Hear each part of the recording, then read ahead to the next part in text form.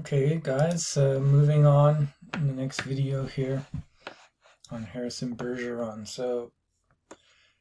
As you can see from how much work we did just on the opening paragraph here, the screen is full of colors and all kinds of information, right?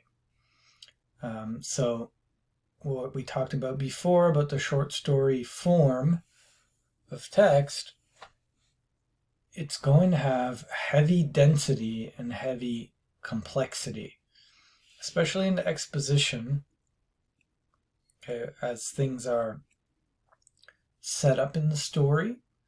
Key elements are going to all be introduced very quickly to get the story configured to deliver the theme. Now I wrote democracy here, but that I was just running out of white space, right? So what we're looking for is a relationship between the form and the content. And then that relationship should point us toward a theme message. Okay. So when you're thinking about theme messages, you can think in terms of topics first. And we'll do some work on how to develop a theme statement with this text or maybe the next text. So obviously equality is a topic. How the government is involved in enforcing that equality in this case. We mentioned the handicapper general. Agents of the United States handicapper general.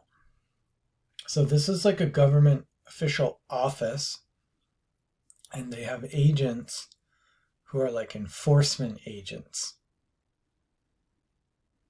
who are actually making sure everybody's equal every which way. But let's continue on. Lots of things are set up in that opening paragraph that we established last time. So some things about living still weren't quite right, though. April, for instance, still drove people crazy by not being springtime. And it was in that clammy month that the HG men took George and Hazel Bergeron's 14-year-old son, Harrison, away. It was tragic, all right, but George and Hazel couldn't think about it very hard. Hazel had a perfectly average intelligence, which meant she couldn't think about anything except in short bursts. And George, while his intelligence was way above normal, had a little mental handicap radio in his ear. He was required by law to wear it at all times. It was tuned to a government transmitter. Every 20 seconds or so, a transmitter would send out some sharp noise to keep people like George from taking unfair advantage of their brains. Okay, so notice a few things in this paragraph. What is the issue? They couldn't think about things very hard.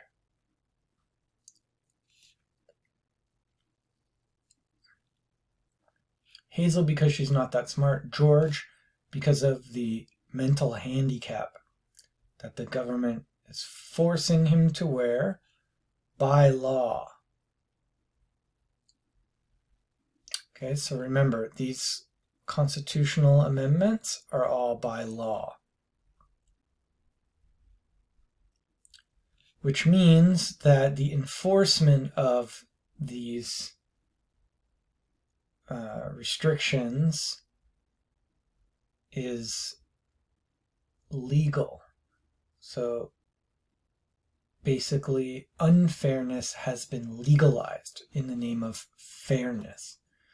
Because why did they have it? To prevent them from taking unfair advantage of their brains, for the smart people. George and Hazel were watching television. There were tears on Hazel's cheek, but she'd forgotten for the moment what they were about. On the television screen were ballerinas. A buzzer sounded in George's head. His thoughts fled in panic like bandits from a burglar alarm. "That was a real pretty dance, that dance they just did," said Hazel. "Huh?" said George. "That dance, it was nice," said Hazel. Yup, said George. He tried to think a little about the ballerinas. They weren't really very good, no better than anybody else would have been, anyway. All right, I just want to point out something. Notice that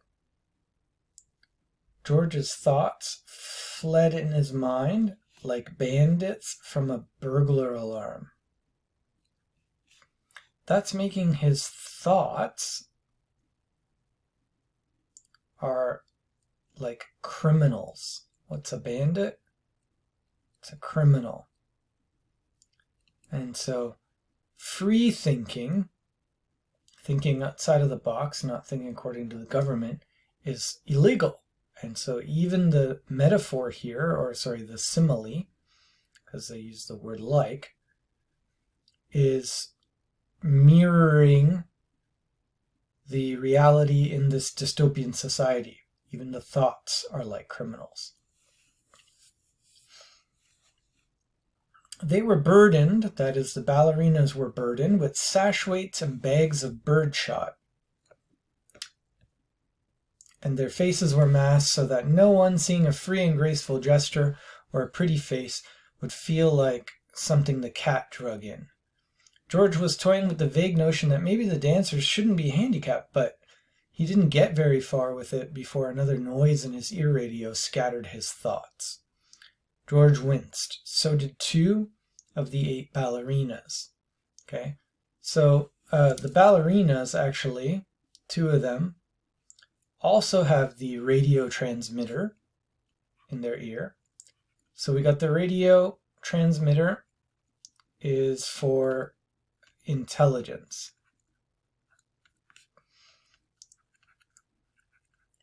George is also wearing kind of like metal balls, like they said birdshot and sashes. So these are small metal balls like you would put in a small BB gun to shoot birds. And they're put in like a kind of pouch, and it's to weigh them down.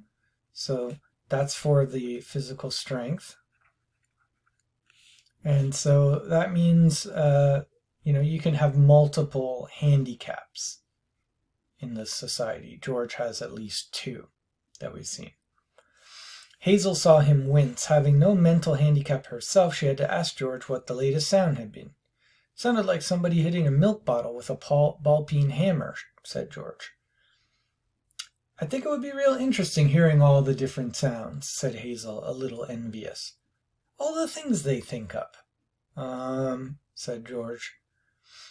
Only, if I was a handicapper general, you know what I would do? Said Hazel. Hazel, as a matter of fact, bore a strong resemblance to the handicapper general, a woman named Diana Moon Glampers. If I was Diana Moon Glampers, said Hazel, I'd have chimes on Sunday, just chimes, kind of in honor of religion. I could think if it was just chimes, said George. Well, maybe make them real loud, said Hazel. I think I'd make a good handicapper general. Good as anybody else, said George. Who knows better than I do what normal is, said Hazel. Right, said George. He had begun to think glimmeringly about his abnormal son who was now in jail, about Harrison, but a 21-gun salute in his head stopped that. All right, so one thing to note here, 2 things, is in the radio, and what are George and Hazel doing as their main activity during this entire short story? They're watching TV. Okay, so we want to think about the role of media. We've mentioned this before in dystopian fiction and in sci-fi. So the role of media is going to be important. Also the role of government. Just take green.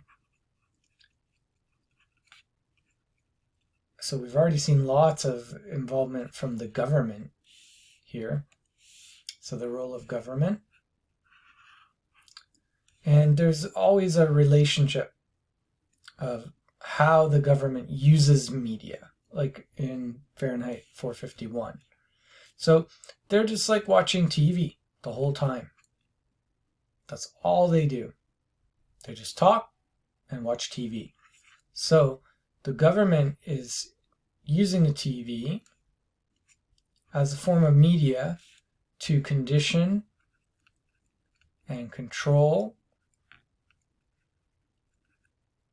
and brainwash people.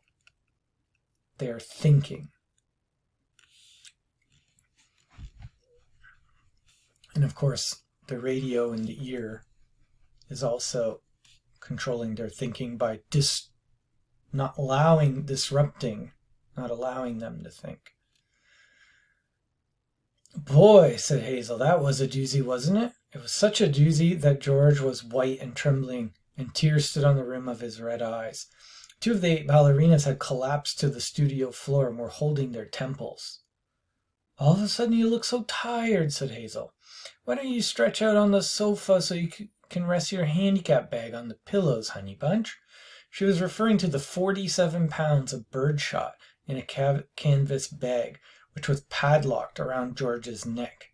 Go on and rest the bag for a little while, she said. I don't care if you're not equal to me for a while.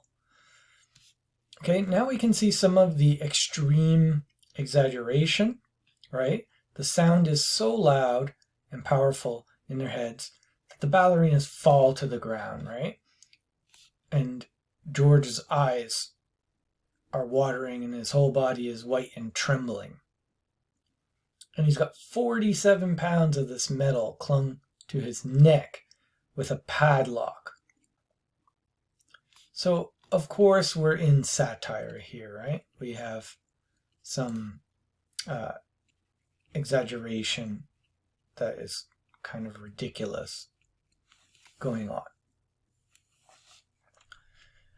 George weighed the bag in his hands. I don't mind it, he said. I don't notice it anymore. It's just part of me. You've been so tired lately, kind of wore out, said Hazel.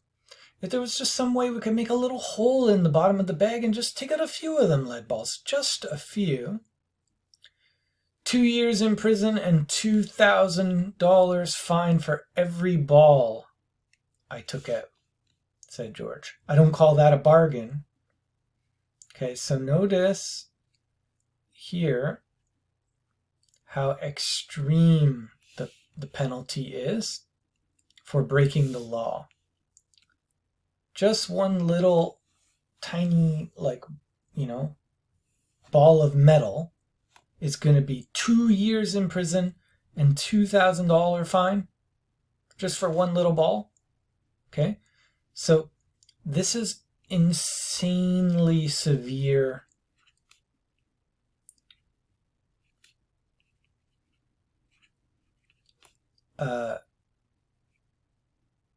legal punishment for breaking their crazy laws. So this is totally totalitarian control of the citizens. But because they did it through the Constitution, it's legal. And so it's punishable by law. And look how severe the punishment is. If you could just take out a few when you came home from work, said Hazel. I mean, you don't compete with anybody around here. You just sit around. If I try to get away with it, said George, then other people get away with it. And pretty soon we'd be right back to the Dark Ages again, with everybody competing against everybody else. You wouldn't like that, would you? I'd hate it, said Hazel. There you are, said George. The minute people start cheating on laws, what do you think happens to society? If Hazel hadn't been able to come up with an answer to this question, George couldn't have supplied one. A siren was going off in his head. Reckon it'd all fall apart, said Hazel. What would? Said George blankly. Society, said Hazel uncertainly. Wasn't that what you just said? Who knows, said George. So notice, why is this crazy law in place? It was to prevent competition, supposedly. And he says it would be like the Dark Ages. Ignorance and lack of education. That's why.